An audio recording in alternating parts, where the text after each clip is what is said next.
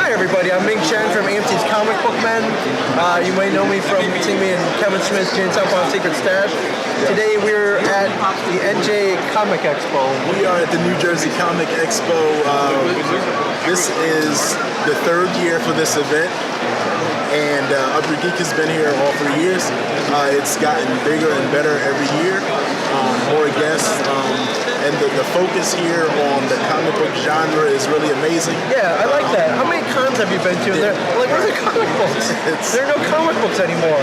Right, you go in there, and there's like, well, here's the comic section, and then the rest of everything else is, not a part of it. There's a couple artists and stuff, but everything else is like, well, where are the comics? I don't know where the comics when are. They say there's an artist alley here, it's actually like a whole 3 aisles worth of artists. Yeah, and writer creators. We got Gail Simone here, we got Sean Chen, we got Ron Marr, Jay Lee, we got Mark Morales. These are real, these are bona fide creators. It's really great. So I love it. I love it. So one of the things that we notice is that these cons are fans. You can see the fans coming here. They love it. There's a lot of comic books here on sale. A lot of comic book vendors. And that's really what cons are really about. And some of them you see that are getting so commercialized. So what are your thoughts on the cons that get really, like San Diego, gets really, really big where I mean in one aspect it's sad. San Diego started as a hardcore bona fide Comic Con. You had Jim Stranko was there. Bob Kane was at one of the first San Diego Comic Cons. We had real creators. Some of them have passed, but a lot of these guys shaped and influenced the comic industry.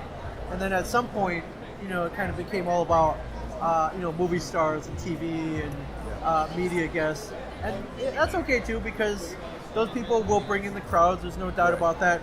You really got to get a good balance, and you really got to balance it out. Focus. But I think the main focus should be on comic books and comic creators. Absolutely. Without those, there are no movies. There are no comic book TV shows. There's no mass media, and all that. So comics are the foundation. You really have to kind of balance it out. I think there are several cons out there that really do make an effort to balance it out.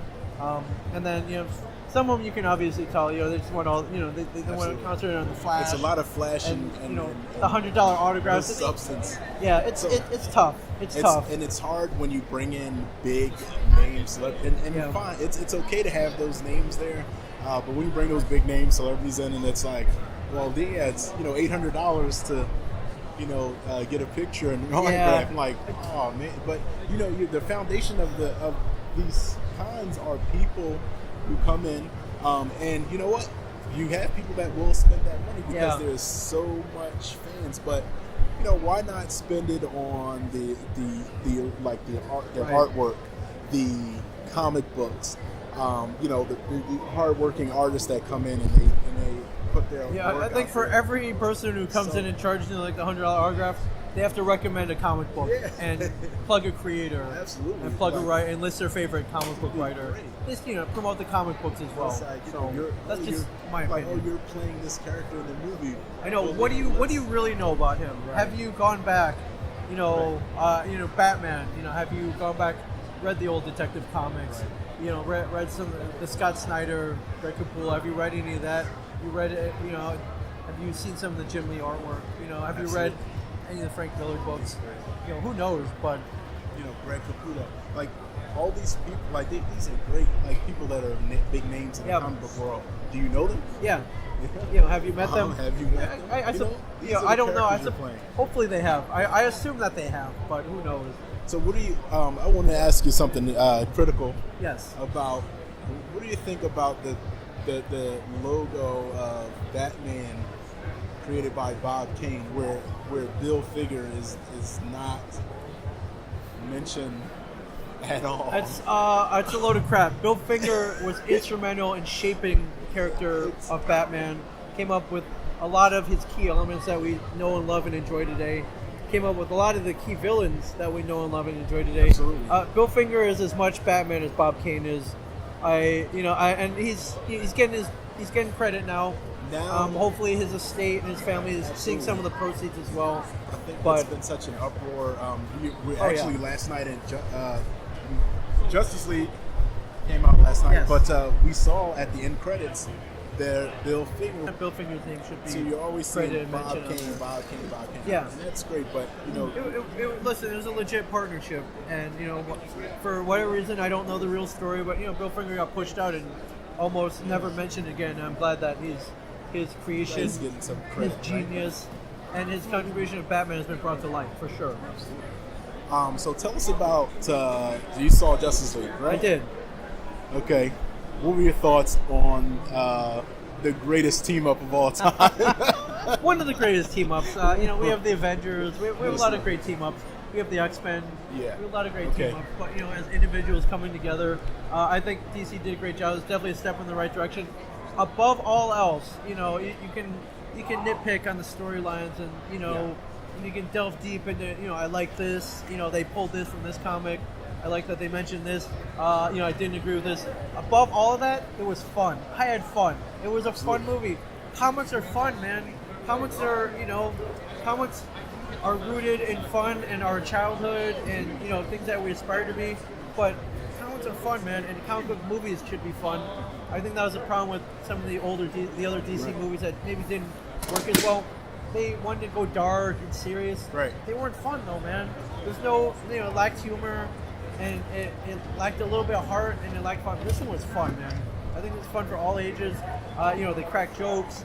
But they didn't overdo it. Right. They blew stuff up. They got into great fights. There's an element of the supernatural and otherworldly, and we got to see our favorite superheroes kick ass, absolutely. And it was great. I think they did a pretty good job. Superman. So tell me, everyone has them pros and cons. What were your pros and cons of this film? Without giving away any spoilers. I think the pros. I think they gave each character their just due. Each character now one character was kind of pushed to the side, or like evenly spread. I think it's pretty evenly spread out. Now, were some of them maybe given a little bit more character and backstory than others? Sure, but I think that's just the nature of the characters. Some characters just can be more interesting than the others. But I think each one got their nice introduction. They didn't have to go into a lot of boring backstory, which slowed down the movie. And I think we got to see each one in their environment. We got to see a lot of. I liked some of the the conflict. You get a group together and they have superpowers or super something.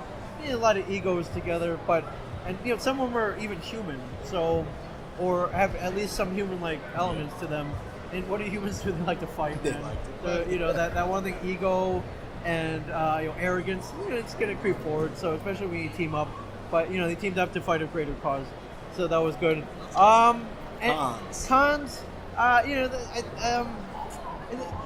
there weren't many, but there were a couple of head scratching moments. I don't want to go into any spoilers, but there were a couple of moments where I was like, wait, what? You just did that? Like, why didn't anybody notice this? Yeah.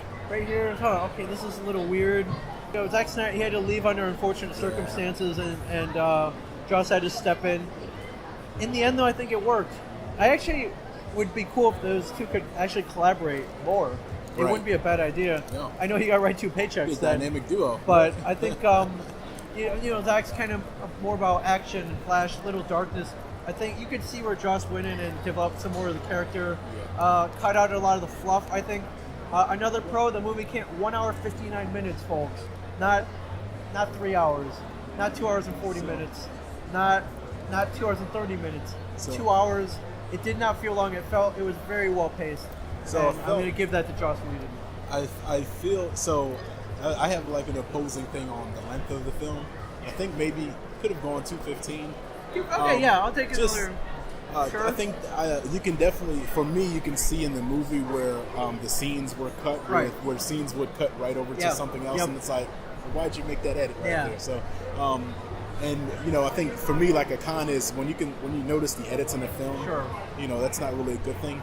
But I did love the movie. Yeah. I loved all the characters. I loved their interactions. But one thing I did love, and something you mentioned about how each one was like kind of evenly spread. The ones that didn't get, like Batman, because we already know his story. Wonder Woman, we got her full story. So when he mentions things to her, they don't have to go into this drawn out story because we already saw that. So the other characters got more features Cyborg, Flash, and Aquaman got better, and we already know Superman's story, so they didn't have to spend a lot of time on each character of the movie. Yeah, I mean, if I were to mention any other con, Steppenwolf as the main villain, I mean, dude, just cut to the chase, man. Just go, just go up. Steppenwolf. Just cut to Steppenwolf. What'd you think of Steppenwolf? I mean, he was alright, but he's not really a major villain in my head, Well, you know what? He's a precursor, though, and I think the excitement that we're going to run into Darkseid. I mean, why save him though, man? Just let him come out. Because listen, we didn't get Unite the Seven. We got 6 league members, right? That's true. So we got more. We got more coming. We got more coming. The dude with the ring. We're waiting for him. We're waiting for some people. There are more. I don't know. I don't know. In my mind, I don't believe in saving anything. Like that day may never come where you get to feature that. You know what? You run into the problem where studios will. All right, we need to reboot.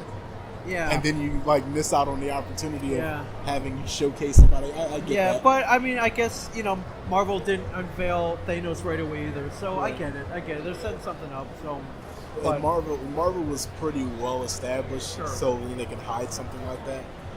When you're a few movies in, the film franchise that failed at doing that was Sony with The Amazing Spider-Man. Sure, yeah. And I think they jumped the gun. They were successful in the first film, and then they said, "Oh, Part 2's coming out this year. Part 3's coming out this year. Part 4." They had all the dates. Yeah, and then they had the stories all together. Two don't work, and then you don't get to that. And so the second movie didn't do as well as they thought it would, and boom, reboot. Yeah, you know who I want to see, man? I want to see like a Mr. Mxyzptlk. So they spend the whole movie trying to make him say his name backwards and send him back to his own dimension. That's what I want to say. Justice League 2, everybody. Yeah, right. AKA the Super Friends. Well, he was on CW Supergirl. That's true. That was great. True. Good point. So it could happen. So, Ming, can you tell us about some of the stuff that you're working on now? Do you have anything that you'd like to plug with us? Yeah, absolutely. It's season 7 of Comic Book Man currently airing. We have 13 half-hour episodes. Nice. That's every Sunday night after The Walking Dead. It'll be airing at midnight unless Walking Dead runs long. Right. But just keep your TVs on. I have 2 podcasts. Both with Mike Zapsik, also of Comic Book Man. Go to iTunes, search I Sell Comics is one of them. The other one's just called The Ming and Mike Show. You enjoy both of them. Opening up a podcast studio down in Eatontown, New Jersey. If you're local, come down. We'll come down and podcast with you if you want. We'll teach you to launch your own podcast because why not? Right. Why not? Yeah, and I'll probably, if you're not in New Jersey, I'll probably be coming to a Comic-Con near you. Awesome. So this has been we're at the New Jersey Comic Expo. This is Ming Chen. I'm Lamar Kane. So ready, set, up your geek. Nice.